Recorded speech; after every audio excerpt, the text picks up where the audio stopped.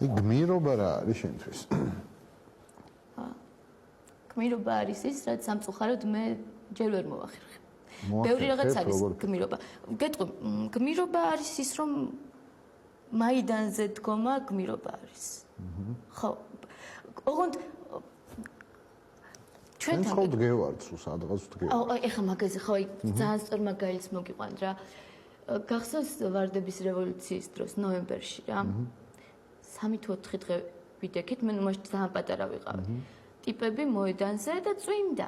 იყო სასიამოვნო შემოდგომის შხაპუნა წვიმა. და ადამიანები იძახდნენ, რომ ჩვენ წვიმაში, თოვლში, ქარში რევოლუცია მოვახდინეთ, გადავაგდეთ პრეზიდენტი, მოვიყვანეთ ახალი.